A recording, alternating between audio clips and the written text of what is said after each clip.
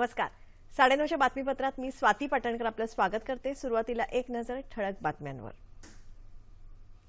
वस्तू आणि सेवा करासंदर्भातल्या 4 विधेयकांना केंद्रीय मंत्रिमंडळाची मंजुरी. विधेयक लवकरच संसदेत सादर करणार.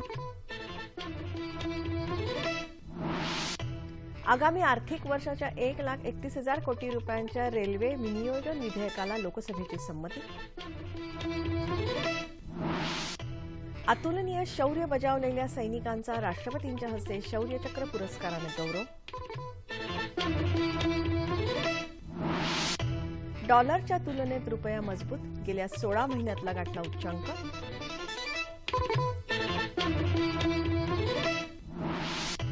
राज्यात बंदर विकासासाठी आवश्यक भूसंपादन आणि रस्त्यांची कामं तातडीने पूर्ण करण्याचे मुख्यमंत्र्यांचे निर्देश. वारंवार होणाऱ्या हल्ल्यांच्या निषेधार्थ राज्यभरातल्या निवासी डॉक्टरांचा संप. रुग्णसेवा विस्कळीत. आणि शॉन मार्श आणि हँड्सकॉम्ब यांच्या निकराच्या झुंजीमुळे रांची क्रिकेट कसोटी अनिर्णित राखण्यात ऑस्ट्रेलिया यशस्वी. आणि आता सविस्तर वृत्त. जीएसटी अर्थात वस्तू आणि सेवा करासंबंधी 4 विधेयकांना केंद्रीय मंत्रिमंडळानं आज सकाळच्या बैठकीत मंजुरी दिली.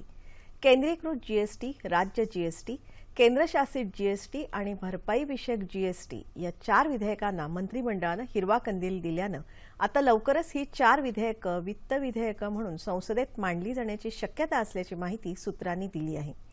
या 4ही विधेयकांवर एकाच वेळी चर्चा घेतली जाणार असून संसदेच्या संमतीनंतर राज्यांमध्ये त्या राज्याचं जीएसटी विधेयक विधानसभांमध्ये चर्चा आणि मंजुरीसाठी घेतलं जाईल. राज्य जीएसटीला प्रत्येक राज्याची मंजुरी आवश्यक आहे, तर इतर विधेयकांना संसदेची मंजुरी पुरेशी आहे. नवीन अप्रत्यक्ष कर प्रणाली अस्तित्वात आल्यावर वस्तू आणि सेवांवर एकत्रित जीएसटी लागू होऊन त्यातून मिळणारा महसूल केंद्र आणि राज्यादरम्यान जवळपास समसमान वाटला जाणार आहे.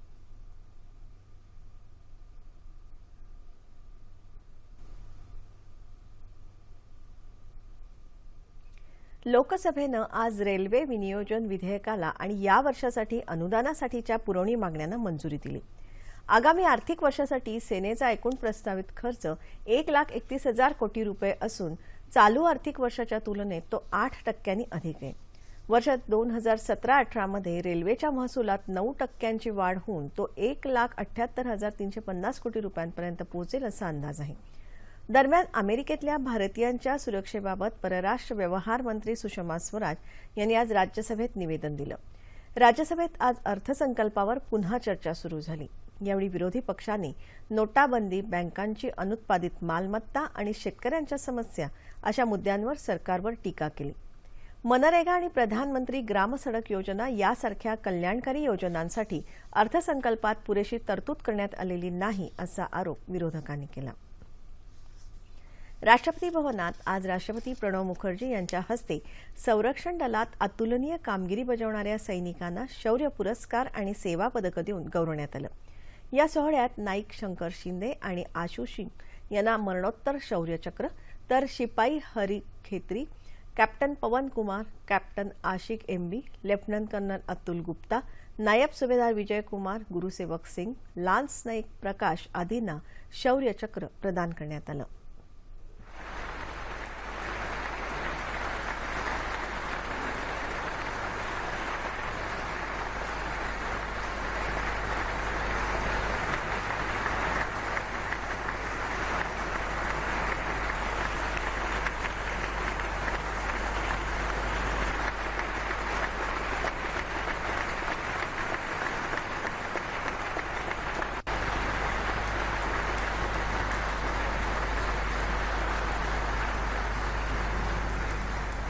या कार्यक्रमाला उपराष्ट्रपती हमीद अन्सारी, लोकसभा अध्यक्ष सुमित्रा महाजन, पंतप्रधान नरेंद्र मोदी, माजी पंतप्रधान मनमोहन सिंग, भाजपाचे ज्येष्ठ नेते लालकृष्ण अडवाणी, संरक्षण मंत्री अरुण जेटली, संरक्षण राज्यमंत्री सुभाष भामरे यांच्यासह केंद्रीय मंत्रिमंडळातील सदस्य, 3ही सैन्य दलाचे प्रमुख उपस्थित होते.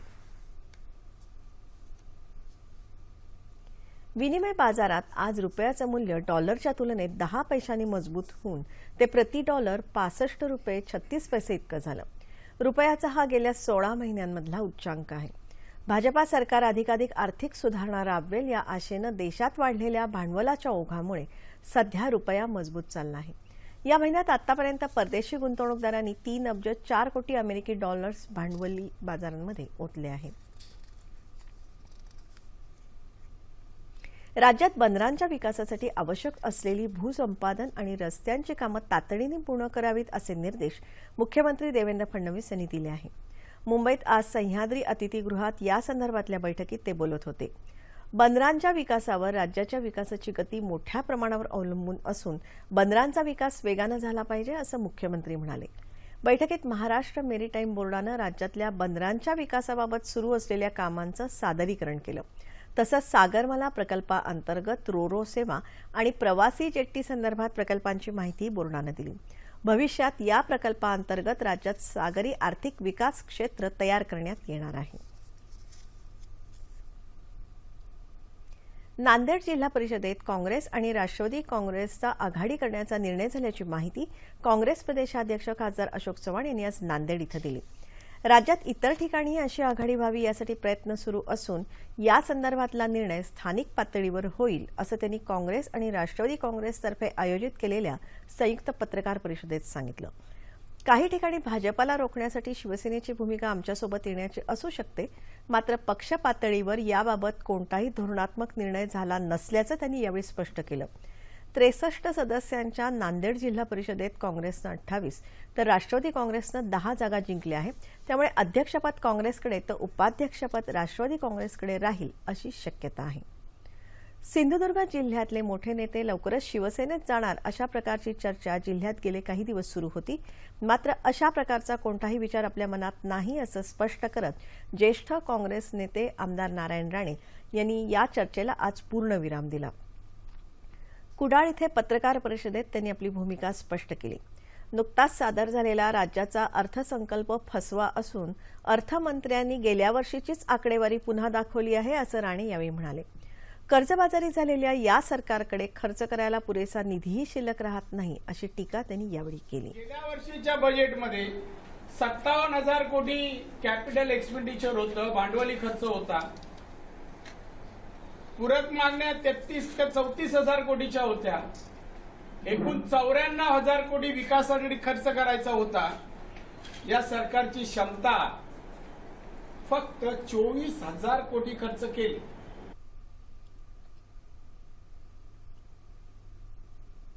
डॉक्टरांवर होणाऱ्या हल्ल्यांच्या निषेधार्थ राज्यभरातल्या निवासी डॉक्टरांनी ठिकठिकाणी आंदोलन पुकारलं आहे। काही ठिकाणी संपाचा तर काही ठिकाणी सामूहिक रजेचा मार्ग घेण्यात आला आहे। सांगली जिल्ह्यातल्या मिरज इथल्या शासकीय वैद्यकीय महाविद्यालयातले 70 निवासी डॉक्टर संपावर गेले आहेत। सांगली आणि मिरज इथल्या निवासी डॉक्टरांच्या संपाचा रुग्णसेवेवर परिणाम झाला आहे। मुंबईत सायन रुग्णालयात निवासी डॉक्टरांच्या सामूहिक रजेमुळे रुग्णसेवेवर परिणाम झाला आहे। सायन रुग्णालयाबाहेर आज सकाळपासून गर्दी दिसून येत होती। आलोय, मुलाला सांगितलेलं सोमवारी आणायला आम्हाला, त्याचा हाताला फ्रॅक्चर झालं म्हणून, तर मंडेला होळी होती म्हणूनसाठी आम्ही आलो नाही। आता आलो तर इथे म्हणतात की डॉक्टरच नाहीये, मग आम्ही काय करायचं? आता मुलांच्या परीक्षा पण चालू झाल्या आहेत ना, आता 1 तारखेपासून परीक्षा आहे त्याची। हॉस्पिटल बंद है, आज पैर में पानी नहीं कर रहा है करके मैं आया यहाँ पे, तो यहाँ तो बंद है, तकलीफ हो रही है, क्या करूँ, किधर जाऊँ। दरम्यान डॉक्टरांच्या सुरक्षेचा प्रश्न आज राज्यसभेतही उपस्थित झाला। कुठलाही डॉक्टर जाणीवपूर्वक रुग्णाला इजा पोचवत नाही। डॉक्टरांवर हल्ला करणाऱ्यांविरुद्ध कडक कायद्याची आवश्यकता आहे असं भाजपाचे खासदार डॉक्टर विकास महात्मे म्हणाले। लातूरमध्येही आपल्या विविध मागण्यांसाठी डॉक्टरांनी गांधी चौकात धरणं आंदोलन केलं। या आंदोलनाला भारतीय वैद्यकीय संस्था, भारतीय डॉक्टर संघटना आणि होमिओपॅथी संघटनांनी पाठिंबा दर्शवला। जवळपास 500 डॉक्टर या आंदोलनात सहभागी झाले होते। असं म्हणतात 2010 त्याद्वारे डॉक्टरांच्या जीवितहानीला जर नुकसान होत असेल तर त्यांच्यावर त्वरित कारवाई करणं बंधनकारक आहे आणि या कायद्याचं प्रॉपरली इम्प्लिमेंटेशन होत नाही म्हणून आम्ही इथं धरणे आंदोलन देण्यासाठी बसलेलो आहोत।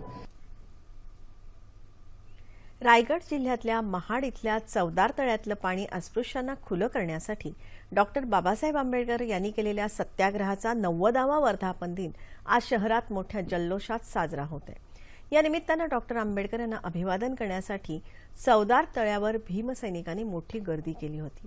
या भीमसैनिकांना सर्व आवश्यक सुविधा पुरवण्याची व्यवस्था महाड नगरपालिका, आयुर्विमा महामंडळ, कोकण रिपब्लिकन संस्था आणि अन्य सामाजिक संस्थांनी केली। शहरातल्या क्रांतीस्तंभ मैदानावर आंबेडकरी विचारांच्या संघटनांनी जाहीर सभेचं आयोजन केलं होतं। पुणे इथल्या बार्टी संस्थेनं भीमसैनिकांसाठी प्रबोधनात्मक कार्यक्रमाचं आयोजन केलं. दरम्यान शेतकऱ्यांच्या कर्जमाफीपेक्षा त्यांना सक्षम करणं गरजेचं असून आपला पक्ष त्यासाठी प्रयत्नशील असल्याचं मत रिपाईचे राष्ट्रीय अध्यक्ष आणि केंद्रीय सामाजिक न्याय राज्यमंत्री रामदास आठवले यांनी आज महाड इथे पत्रकार परिषदेत व्यक्त केलं. चवदार तळ सत्याग्रहाच्या वर्धापन दिनानिमित्त ते महाड इथे आले होते. आता जे विरोधक कर्जमाफीसाठी ओरडत आहेत त्यांनी सत्तेवर असताना किती कर्जमाफी केली हा प्रश्न जनतेनं विचारला पाहिजे असंही ते यावेळी म्हणाले. पुण्यातही आज महाडचा सत्याग्रह आणि सामाजिक समता या विषयावर पुणे विद्यापीठाच्या वृत्तपत्र संवाद विभागाचे प्रमुख संजय तांबट यांचं व्याख्यान आयोजित केलं होतं. चवदार तळ्याचा सत्याग्रह केवळ महाराष्ट्रापुरता मर्यादित नव्हता, तर हा मानवमुक्तीचा लढा संपूर्ण देशाला प्रेरणा देणारा होता, असं तांबट यावेळी बोलताना म्हणाले. या कार्यक्रमाला माजी खासदार प्रदीप रावत यांच्यासह अनेक मान्यवर उपस्थित होते. बौद्ध धम्मानं ईश्वर, धर्मगुरू यासारख्या अन्य धर्मांमधल्या संकल्पना झिडकारून कर्तृत्व आणि कर्तबगारीला जीवनात प्राधान्य दिलं. त्यातून धम्मानं बहुसंख्य लोकांच्या कल्याणाची संकल्पना अभिप्रेत असलेली लोकतंत्र ही व्यवस्था जगाला बहाल केली आहे, असे उद्गार तिबेटमधले ख्यातनाम बौद्ध भिक्खू भदंत कुचोक रफसेल लामा यांनी काढले आहेत. कोल्हापूर जिल्ह्यातल्या करवीर तालुक्यात वसगडे इथे आयोजित केलेल्या धम्मसंमेलनात लामा यांनी आपले विचार मांडले. या संमेलनात मुंबईचे भदंत शांतिरत्न, औरंगाबादचे भदंत करुणासागर, नाशिकचे भदंत सुमंत आणि आर्यपाल आदींनी उपस्थितांना मार्गदर्शन केलं. यावेळी आंबेडकरी शाहिरी जलसा तसंच धम्मजागृती पुरस्कारांचं वितरण करण्यात आलं. आज जागतिक चिमणी दिन. या निमित्तानं चिमण्यांची घटती संख्या वाढण्यासोबतच चिमण्यांच्या संवर्धनासाठी होत असलेल्या प्रयत्नात सगळ्यांचा सहभाग अत्यंत महत्त्वाचा आहे, कारण पशुपक्ष्यांच्या सहवासातच निसर्ग अधिक सुखद वाटतो.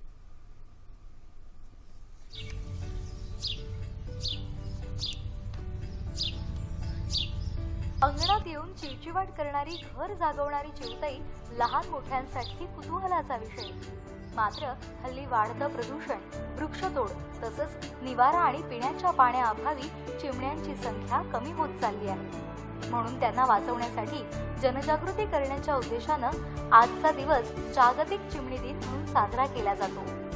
यानिमित्त ठाण्याच्या संकल्प इंग्लिश स्कूलनं यंदा चिमण्यांनी बनवले चिमण्यांसाठी घरकुल या अनोख्या कार्यक्रमाचं आयोजन केलं होतं. संकल्प इंग्लिश स्कूलने एक अभिनव उपक्रम करायचे ठरवले, ते म्हणजे चिमण्यांसाठी आम्ही हजारो निवारे तयार केले आणि या निवाऱ्यासाठी वाया गेलेले पुठ्ठे, वह्यांचे पुठ्ठे म्हणा किंवा खोके म्हणा, यापासून आम्ही चिमण्यांसाठी निवारे तयार केले आहेत आणि हे निवारे विद्यार्थी त्यांच्या घरी लावणार आहेत आणि चिमणीसाठी त्यांच्या खिडक्यांमध्ये दाणा पाणी ठेवणार आहेत. आमच्या शाळेत हा उपक्रम गेल्या 5 वर्षापासून राबवला जातो, पण तो फक्त शाळेच्या आवारात होता. आज हा उपक्रम आम्ही पूर्ण देशात, पूर्ण जगात द्यावा इच्छितो आणि म्हणूनच आम्ही रॅली सुद्धा ही काढली. बुलढाणा जिल्ह्यातल्या शेगाव इथेही एका हॉटेलच्या वतीनं चिमण्यांना पाणी पिण्यासाठी तसंच दाणे खाण्यासाठी मातीच्या भांड्यांचं वाटप करण्यात आलं. पर्यावरणाचा समतोल राखण्यासाठी चिमण्या पक्ष्यांचे जीव वाचवणे गरजेचे आहे. त्याकरता आम्ही त्यांच्या दाण्या व पाण्याच्या व्यवस्थेकरिता निशुल्क मातीचे भांडे तयार केलेले आहे व त्याचे वितरण करत आहे. आतापर्यंत शेकडो लोकांना आम्ही ते दिले आहे. हॉटेलचे संचालक संतोष रहाणे यांनी उन्हाळ्याच्या दिवसात चिमणी पाखरांना पाण्याची सोय व्हावी यासाठी या अभिनव उपक्रमाचं काम हाती घेतलं होतं. आज जागतिक मौखिक आरोग्य दिन. तंबाखू, गुटखा, सिगारेट यासारख्या तंबाखूजन्य पदार्थांमुळे मुखात होणाऱ्या कर्करोगाबाबत जनजागृती करण्याच्या दृष्टीनं हा दिवस पाळला जातो. त्यानिमित्त आज सोलापूर जिल्हा आरोग्य विभाग तसंच पंडित दीनदयाळ दंत महाविद्यालयाच्या वतीनं भित्तिचित्र प्रदर्शन भरवण्यात आलं. दरवर्षी राज्यातल्या तोंडाच्या कर्करोगाच्या रुग्णांची संख्या वाढत आहे, त्यामुळे त्याबाबत समाज प्रबोधन करण्यासाठी जिल्हा स्तरावर हे प्रदर्शन भरवण्यात आल्याचं जिल्हा शल्य चिकित्सक मल्लीनाथ पट्टणशेट्टी यांनी सांगितलं.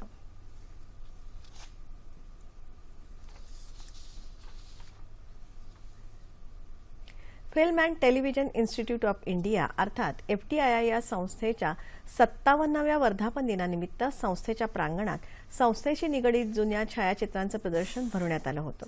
यात जुन्या काळात विद्यार्थ्यांनी तयार केलेले सेट, कॅमेरा हाताळणी, मान्यवर व्यक्तींनी संस्थेला दिलेल्या भेटींचे फोटो पाहण्याची संधी पुणेकरांना मिळाली. भारत सरकारच्या माहिती आणि प्रसारण मंत्रालयाची ही एक स्वायत्त संस्था आहे.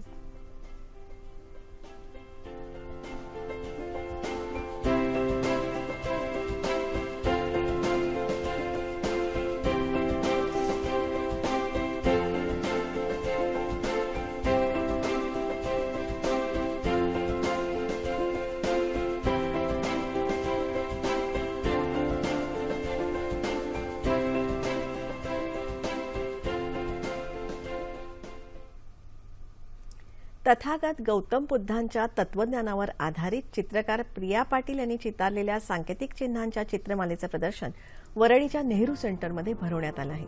बुद्धांची शिकवण आणि अष्टांग मार्गाच्या माध्यमातून त्यांनी ही चित्र साकारली आहेत.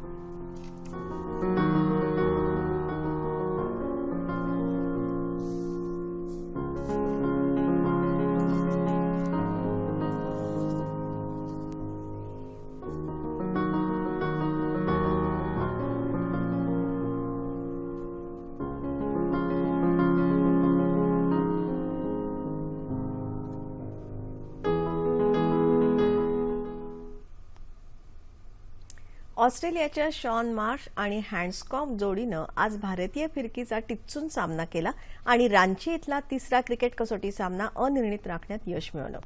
पहिल्या डावात 152 धावांची महत्त्वपूर्ण आघाडी घेऊन दुसऱ्या डावात ऑस्ट्रेलियाचे 2 बळी मिळवलेल्या भारतानं आज अखेरच्या दिवशी विजयाचं स्वप्न पाहत खेळायला सुरुवात केली.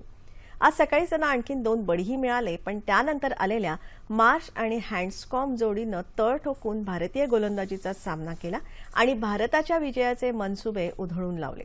दिवसअखेर ऑस्ट्रेलियानं दुसऱ्या डावात 6 बाद 204 धावसंख्येपर्यंत मजल मारली. मार्शनं 53 तर हँड्सकॉम्बनं नाबाद 72 धावा केल्या.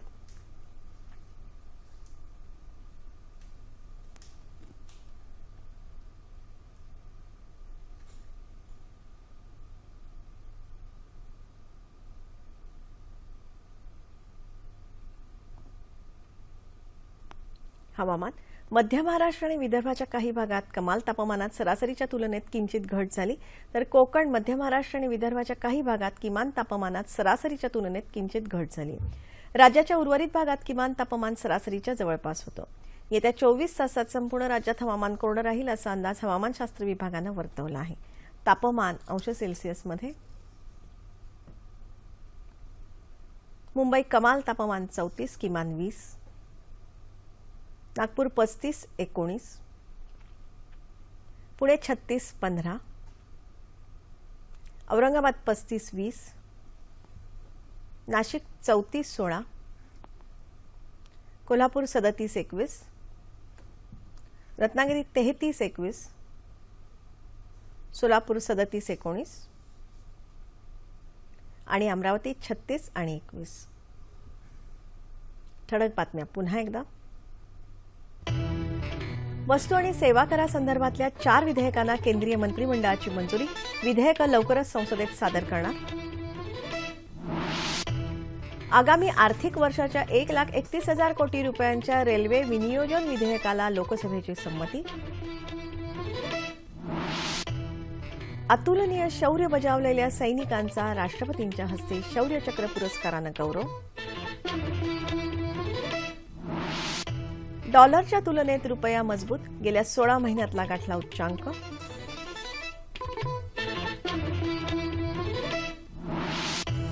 राज्यात बंदर विकासासाठी आवश्यक भूसंपादन आणि रस्त्यांची कामं तातडीने पूर्ण करण्याचे मुख्यमंत्र्यांचे निर्देश. वारंवार होणाऱ्या हल्ल्यांच्या निषेधार्थ राज्यभरातल्या निवासी डॉक्टरांचा संप. रुग्णसेवा विस्कळीत. आणि शॉन मार्श आणि हँड्सकॉम्ब यांच्या निकराच्या झुंजीमुळे रांची क्रिकेट कसोटी अनिर्णित राखण्यात ऑस्ट्रेलिया यशस्वी. याबरोबरच हे बातमीपत्र संपलं. तेव्हा पुन्हा भेटूया उद्या सकाळी 8:30 वाजता आपल्या सह्याद्री वाहिनीवर. नमस्कार.